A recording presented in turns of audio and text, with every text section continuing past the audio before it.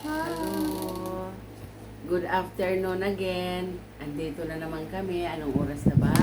And today is 25 ngayon. April 25. 5 p.m. Alas 5 ng hapon.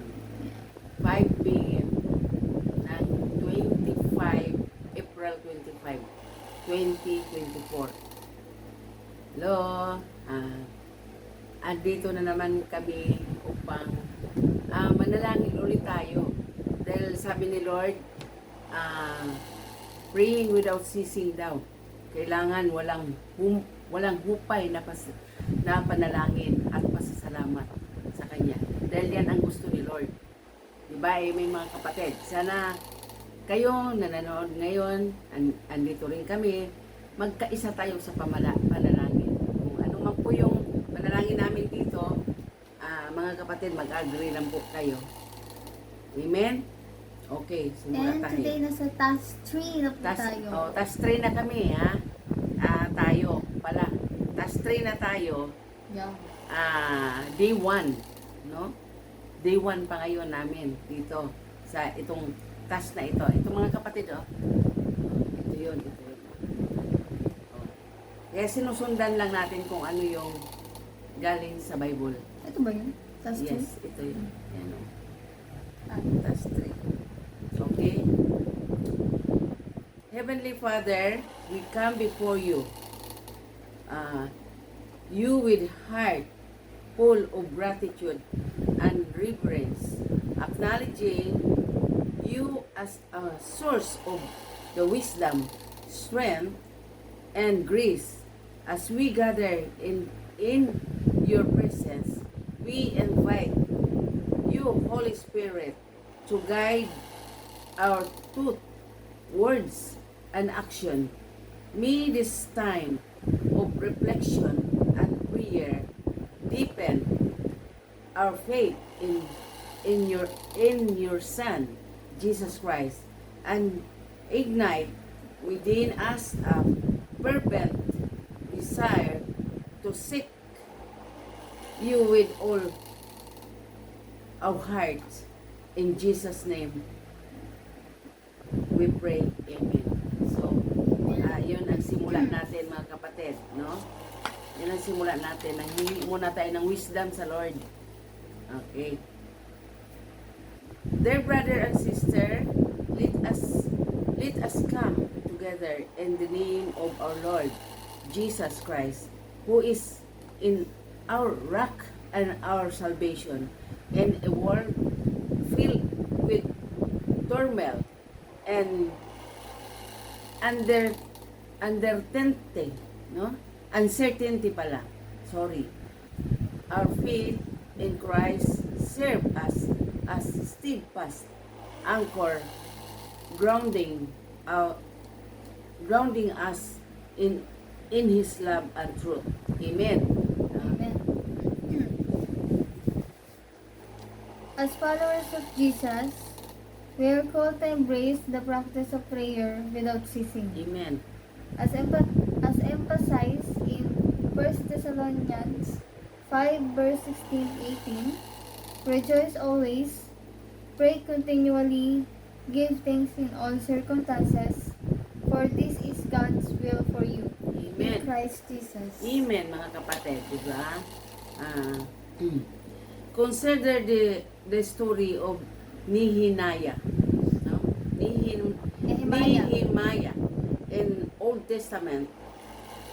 In Nehemiah 1, we see Nehemiah heartfelt prayer for the restoration of Jerusalem.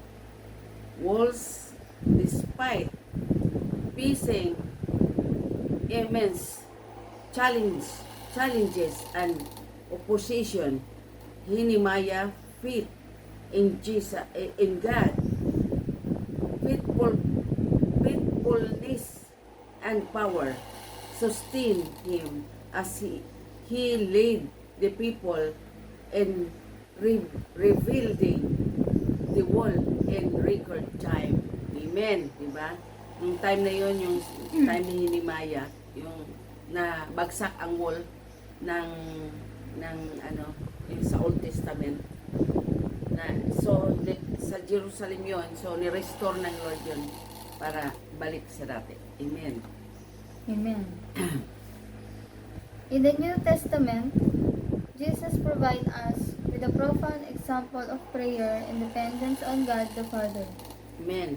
In Matthew 6, verse 9 to 13, Jesus teaches his disciples the Lord's Prayer, offering it as model for how to approach God in prayer with, Amen. with reverence, humility, and trust. Trust. Amen. Amen.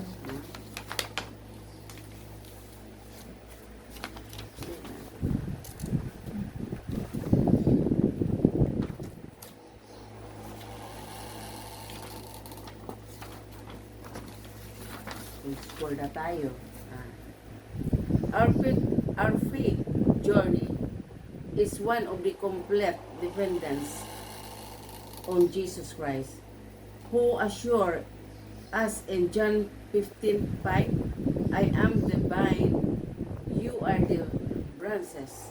If you remain in me and I in you, you will bear much fruit. Apart from me, you can't do nothing. No? Kung wala ang Panginoon, wala tayong magagawa. So kung tayo susunod sa Panginoon, yung fruit natin ay mamumunga ng marami. Amen. No? This truth reminds us of our needs to abide in Jesus, in Christ daily, drawing our strength and sustenance from Him alone. Amen. Amen. The sacrificial death of Jesus on the cross stands as the ultimate demonstration of God's love and redemption for humanity. Amen. Ephesians 1 verse 7 to 8 declares, in Him we have redemption through His blood, the forgiveness of sins, in accordance with the riches of God's grace that He lavished on us. Amen. Yan. Sobrang pagmamahal ni Lord sa atin. Let us never underestimate the power of the blood of Jesus Christ. No? Hebrews 10:19 to 20 tells us, therefore, brother and sister, since we have competence to enter the most holy place by the blood of Jesus, by the new and living ways open for us through the curtain that is in His body. Amen. No? Amen. Furthermore, we are empowered by the Holy Spirit, who dwells within us as a believers. Amen. Romans 8, verse 26 to 27 reminds us, in the same way, the Spirit helps us in our weakness. We don't know what we ought to pray for, but the Spirit Himself intercedes for us through wordless groans. And He who searches our hearts knows the mind of the Spirit, because the Spirit intercedes for God's people in accordance with the will of God. Amen. Diba? Gracious God, as we conclude our time of prayer and reflection, we thank you for the richness of your words and the power of your Spirit that work work within us. May the truth we have encouraged, ah?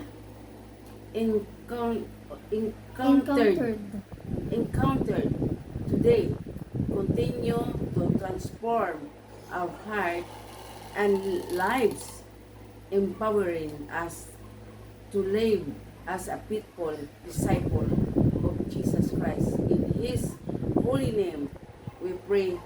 Amen and amen, mga kapatid. Salamat po sa hapong ito na sa aming pagsisikap na makapag-pray talaga, no. Dito tayo kasi nagbe-base kung ano po yung nakasulat dito sa prayer. So, sana maintindihan ninyo na lalo na sa akin, dahil matagal kasi akong hindi nagbabasa ng mga Ingles, so karamihan na binabasa ko ay Tagalog, kaya medyo nahirapan minsan ako yung naintindihan ko po, pero nahirapan ako mag-pronounce. So, sorry mga kapatid. At sana yung prayer na ito ay prayer din ninyo. Akuin ninyo na ito po ay sa inyo rin prayer through sa amin, through God. So, yun lang mga kapatid ang masabi namin. Kasi, ito yung, patapos na po tayo eh. Ito yung last na prayer na ating binanggit ngayon. So, purihin ang Panginoon sa muli nating pagkikita bukas. 2 days na bukas sa prayer. So, salamat sa Panginoon sa hapong ito na tayo'y nagkaisa na naman sa panalangin. Nawa ang Panginoon ay siyang dinggin tayo sa ating mga panalangin at naintindihan po tayo. Salamat po, Lord. Thank you, Lord Jesus. Hallelujah. Sa pangalan ni Jesus. Amen and amen po.